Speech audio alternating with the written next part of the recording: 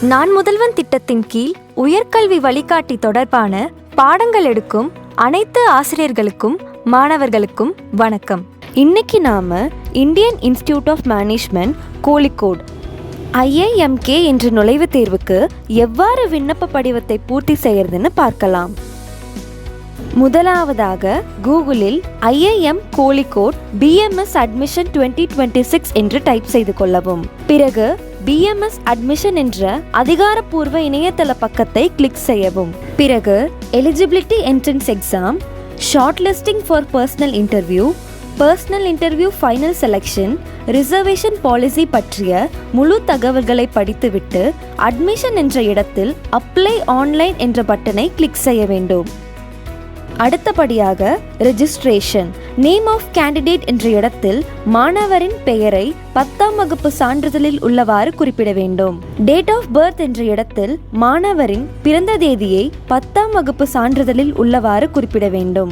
Email address என்ற இடத்தில் மாணவரின் மின்னஞ்சல் முகவரியை பிழை இல்லாமல் குறிப்பிட வேண்டும்.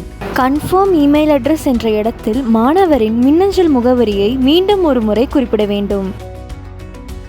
கண்ட்ரி என்ற இடத்தில் நாம் வசிக்கும் நாடு இந்தியாவாக இருக்கும் பட்சத்தில் இந்தியா என்று குறிப்பிட வேண்டும்.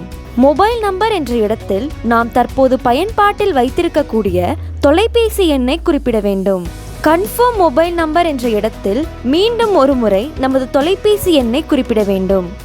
பிறகு கேப்சாவை குறிப்பிட்டு சப்மிட் என்ற பட்டனை கிளிக் செய்யவும். என்டர் மொபைல் OTP என்ற இடத்தில் நாம் குறிப்பிட்ட மொபைல் எண்ணிற்கு அனுப்பப்பட்ட OTP நம்பரை குறிப்பிட்டு வேலிடேட் OTP என்ற பட்டனை கிளிக் செய்யவும். என்டர் இமெயில் OTP என்ற இடத்தில் நாம் குறிப்பிட்ட இமெயில் ஐடிக்கு அனுப்பப்பட்ட OTP நம்பரை குறிப்பிட்டு வேலிடேட் OTP என்ற பட்டனை கிளிக் செய்யவும். டிக்ளரேஷன் என்ற இடத்தில் கொடுக்கப்பட்டிருக்கக்கூடிய தகவல்களை நன்கு படித்துவிட்டு ஐ அக்ரி என்ற செக் பாக்ஸில் கிளிக் செய்துவிட்டு கேப்சாவை குறிப்பிட்டு கன்ஃபார்ம் என்ற பட்டனை கிளிக் செய்யவும். பிறகு நாம் வழங்கிய தகவல்களுக்கு நேரெதிரில் உள்ள செக் பாக்ஸில் கிளிக் செய்துவிட்டு சப்மிட் என்ற பட்டனை கிளிக் செய்யவும். பிறகு கோ டு அப்ளிகேஷன் என்ற பட்டனை கிளிக் செய்ய வேண்டும். கேண்டிடேட்ஸ் ஃபர்ஸ்ட் நேம் என்ற இடத்தில் மாணவரின் முதல் பெயரை 10ஆம் வகுப்பு சான்றிதழில் உள்ளவாறு குறிப்பிட வேண்டும். கேண்டிடேட் லாஸ்ட் நேம் சர்நேம் என்ற இடத்தில் மாணவரின் கடைசி பெயரை 10ஆம் வகுப்பு சான்றிதழில் உள்ளவாறு குறிப்பிட வேண்டும். ஃபாதர்ஸ் ஆர் கார்டியன் நேம் என்ற இடத்தில் நமது தந்தை அல்லது பாதுகாவலரின் பெயரை குறிப்பிட வேண்டும். மதர்ஸ் ஆர் கார்டியன் நேம் என்ற இடத்தில் நமது தாய் அல்லது பாதுகாவலரின் பெயரை குறிப்பிட வேண்டும். கேண்டிடேட்ஸ் ஜெண்டர் என்ற இடத்தில் மாணவரின் பாலினத்தை குறிப்பிட வேண்டும். மாணவராக இருந்தால் மேல் என்றும் மாணவியாக இருந்தால் ஃபீமேல் என்றும் குறிப்பிட வேண்டும். நேஷனாலிட்டி என்ற இடத்தில் நாம் இந்தியராக இருக்கும் பட்சத்தில் இந்தியன் என்று குறிப்பிட வேண்டும். கேட்டகரி என்ற இடத்தில் நாம் எந்த வகுப்பை சார்ந்தவர்கள் என்பதை குறிப்பிட வேண்டும். நாம் BC, BCM, MBC, DNC வகுப்பை சார்ந்தவராக இருந்தால் OBC நான் கிரீமி லேயர் என்பதை மட்டுமே குறிப்பிட வேண்டும். பிறகு நாம் நம்முடைய கம்யூனிட்டி சர்டிஃபிகேட்டில் உள்ளவாறு தகவல்களை குறிப்பிட வேண்டும். சர்டிஃபிகேட் இஷ்யூ டேட் என்ற இடத்தில் நாம் கம்யூனிட்டி சர்டிஃபிகேட் எப்போது பெற்றோம் என்பதை குறிப்பிட வேண்டும். State or union territory of category என்ற இடத்தில் நம்முடைய மாநிலம் தமிழ்நாடாக இருக்கும் பட்சத்தில் தமிழ்நாடு என்று குறிப்பிட வேண்டும். Serial or entry number of the caste என்ற இடத்தில் நம்முடைய கம்யூனிட்டி சர்டிஃபிகேட்டில் குறிப்பிட்டுள்ள சீரியல் நம்பரை குறிப்பிட வேண்டும். கேஸ்ட் ஆர் கம்யூனிட்டி நேம் என்ற இடத்தில் மாணவரின் கம்யூனிட்டி நேமை குறிப்பிட வேண்டும். To you belong to person with disabilities PWD category as per RPWD act 2016 என்ற இடத்தில் நாம் மாற்றுத்திறனாளி மாணவராக இருக்கும் பட்சத்தில் எஸ் என்று குறிப்பிட வேண்டும். இல்லை என்றால் நோ என்று மட்டுமே குறிப்பிட வேண்டும்.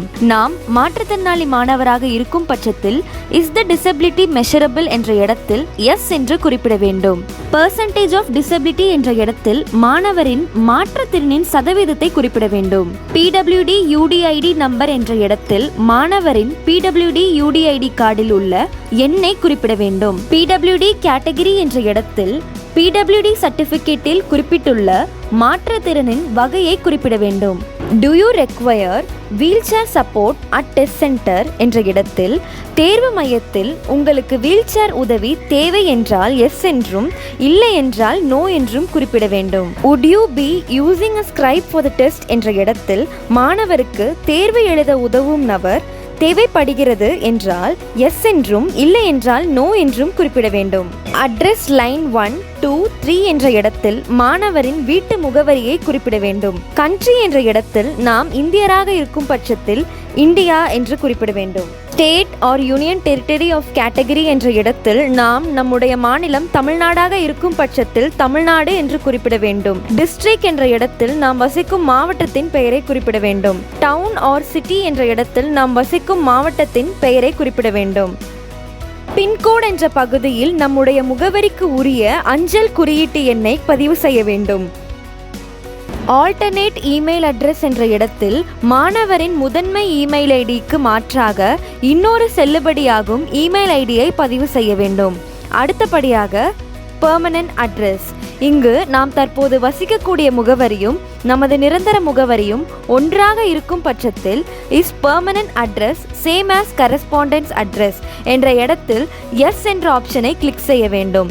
இல்லை என்றால் நோ என்ற ஆப்ஷனை கிளிக் செய்துவிட்டு நம்முடைய நிரந்தர முகவரியை குறிப்பிட வேண்டும். அடுத்தபடியாக emergency contact details. Emergency mobile number என்ற இடத்தில் அவசர மொபைல் எண்ணை குறிப்பிட வேண்டும். இங்கு தொடர்பு கொள்ளக்கூடிய நம்முடைய பெற்றோரின் மொபைல் எண்ணை குறிப்பிடலாம். ரிலேஷன்ஷிப் வித் கேண்டிடேட் என்ற இடத்தில் நாம் வழங்கிய மொபைல் நம்பரின் உரிமையாளர் நமக்கு எந்த வகை சொந்தம் என்பதை குறிப்பிட வேண்டும். அடுத்தபடியாக document upload. Please click here for photo specification and sample photo என்ற இடத்தை கிளிக் செய்து நாம் நம் புகைப்படத்தை எப்படி பதிவேற்றம் செய்ய வேண்டும் என்பதற்கான தகவல் கொடுக்கப்பட்டிருக்கும். பிறகு please upload scanned copy of passport size photograph என்ற இடத்தில் கிளிக் ஹியர் டு அப்லோட் என்ற பட்டனை கிளிக் செய்யவும். இங்கு drop file here or browse to upload என்ற இடத்தில் நம்முடைய புகைப்படத்தை கேட்கப்பட்டிருக்கக்கூடிய அளவில் ஜேபிஜி ஆர் ஜேபிஇஜி வடிவத்தில் பதிவேற்றம் செய்ய வேண்டும். அடுத்தபடியாக please upload scanned copy of signature என்ற இடத்தில் கிளிக் ஹியர் டு அப்லோட் பட்டனை கிளிக் செய்ய வேண்டும். இங்கு drop file here or browse to upload என்ற இடத்தில் நம்முடைய கையொப்பத்தை கேட்கப்பட்டிருக்கக்கூடிய அளவில் ஜேபிஜி ஆர் ஜேபிஇஜி வடிவத்தில் பதிவேற்றம் செய்ய வேண்டும். Please upload a scanned copy of valid NC OBC or SC or ST or EWS certificate என்ற இடத்தில் கிளிக் ஹியர் டு அப்லோட் என்ற பட்டனை கிளிக் செய்யவும். இங்கு drop file here or browse to upload என்ற இடத்தில் நம்முடைய ஜாதி சான்றிதழை பதிவேற்றம் செய்ய வேண்டும். பிறகு வியூ என்ற ஆப்ஷனை கிளிக் செய்து நாம் பதிவேற்றம் செய்ததை சரிபார்த்து கொள்ளலாம். பிறகு சேவ் அண்ட் நெக்ஸ்ட் என்ற பட்டனை கிளிக் செய்யவும். அடுத்தபடியாக academic details. SSC or 10th or equivalent board name என்ற இடத்தில் Tamil Nadu board of secondary education others என்று குறிப்பிட வேண்டும். Month and year of completion என்ற இடத்தில் நாம் 10ஆம் வகுப்பு முடித்த மாதத்தையும் வருடத்தையும் குறிப்பிட வேண்டும். மேக்ஸிமம் நம்பர் என்ற இடத்தில் 500 என்று குறிப்பிட வேண்டும். டோட்டல் மார்க் அப்டைன்ட் என்ற இடத்தில் நாம் 10ஆம் வகுப்பில் எடுத்த மதிப்பெண்ணை குறிப்பிட வேண்டும். அக்ரிகேட் பெர்சன்டேஜ் என்ற இடத்தில் நம்முடைய 10ஆம் வகுப்பின் மதிப்பெண் சதவீதத்தை குறிப்பிட வேண்டும். அடுத்தபடியாக நாம் 12ஆம் வகுப்பு தகவல்களை குறிப்பிட வேண்டும். Have you complete your HSC or 12th or equivalent diploma course என்ற இடத்தில் நாம் தற்போது 12ஆம் வகுப்பு தேர்வு முடித்துவிட்டு ரிசல்ட்டுக்காக வெயிட் செய்து கொண்டிருந்தால் நோ என்று மட்டுமே குறிப்பிட வேண்டும். இந்த ஆன்லைன் அப்ளிகேஷன் போர்ட்டல் வருங்காலத்தில் மீண்டும் ஒரு முறை ஓப்பன் ஆகும். அப்போது நம்முடைய 12th மதிப்பெண் தகவல்களை சமர்ப்பிக்கலாம். அடுத்தபடியாக other academic qualification if any என்ற இடத்தில் நாம் ஏதேனும் அகாடமிக் கோர்ஸ் முடித்து இருந்தால் எஸ் என்றும் இல்லை என்றால் நோ என்று மட்டுமே குறிப்பிட வேண்டும். அடுத்தபடியாக other professional qualification details. Are you a fellow of the institute of actuaries of India FIAI என்ற இடத்தில் நீங்கள் institute of actuaries of India வழங்கும் FIAI ஃபெல்லோ தகுதி பெற்றவராக இருந்தால் எஸ் என்றும் இல்லை என்றால் நோ என்று மட்டுமே குறிப்பிட வேண்டும். Do you want to enter any professional qualification details such as CA, CS, ICWA, CMA என்ற இடத்தில் நீங்கள் இத்தகைய குவாலிஃபிகேஷன்ஸ் கொண்டிருந்தால் எஸ் என்றும் இல்லை என்றால் நோ என்று மட்டுமே குறிப்பிட வேண்டும். பிறகு சேவ் அண்ட் நெக்ஸ்ட் என்ற பட்டனை கிளிக் செய்ய வேண்டும். அடுத்தபடியாக எக்ஸ்ட்ரா கரிக்குலர் ஆக்டிவிட்டீஸ். இங்கு leadership and role involvement, sports, club and societies, volunteer work or community service என்ற ஆப்ஷன் கொடுக்கப்பட்டிருக்கும். நாம் இவை ஏதேனில் நாம் தகுதி உடையவராக இருக்கும் பட்சத்தில் செக் பாக்ஸில் கிளிக் செய்துவிட்டு அதை பற்றிய முழு விவரத்தை குறிப்பிட வேண்டும். அடுத்தபடியாக personal statement. Why I am interested in IIMK BMS programme என்ற இடத்தில் IIMK BMS ப்ரோக்ராமில் எனக்கு ஏன் ஆர்வம் என்ற தலைப்பில் 500 to 600 வேர்ட்ஸ் எழுத வேண்டும். அடுத்தபடியாக பர்சனல் அண்ட் ப்ரொஃபஷனல் கோல்ஸை பற்றி சில விவரங்களை குறிப்பிட வேண்டும். பிறகு சேவ் அண்ட் நெக்ஸ்ட் என்ற பட்டனை கிளிக் செய்ய வேண்டும். அடுத்தபடியாக city preferences. Exam city preference என்று 5 ஆப்ஷன்கள் கொடுக்கப்பட்டிருக்கும். நாம் தேர்வு எழுத அருகாமையிலும் வசதியாக இருக்கக்கூடிய சிட்டியை தேர்வு செய்து கொள்ளலாம். பிறகு personal interview city preferences. Personal interview city preferences என்று 6 ஆப்ஷன்கள் கொடுக்கப்பட்டிருக்கும். நாம் நேர்முக தேர்வுக்கு அருகாமையிலும் வசதியாக இருக்கக்கூடிய சிட்டியை தேர்வு செய்து கொள்ளலாம். பிறகு சேவ் அண்ட் நெக்ஸ்ட் என்ற பட்டனை கிளிக் செய்ய வேண்டும். அடுத்தபடியாக declaration. Choose your payment mode என்ற இடத்தில் ஆன்லைன் என்று கிளிக் செய்ய வேண்டும். டிக்ளரேஷன் என்ற இடத்தில் கொடுக்கப்பட்டுள்ள தகவல்களை படித்துவிட்டு செக் பாக்ஸில் கிளிக் செய்ய வேண்டும். பிறகு ப்ரிவ்யூ என்ற பட்டனை கிளிக் செய்து நாம் வழங்கிய தகவல்கள் அனைத்தையும் சரிபார்த்துவிட்டு ஓகே என்ற பட்டனை கிளிக் செய்யவும். பிறகு கேப்சாவை குறிப்பிட்டு சப்மிட் என்ற பட்டனை கிளிக் செய்ய வேண்டும்.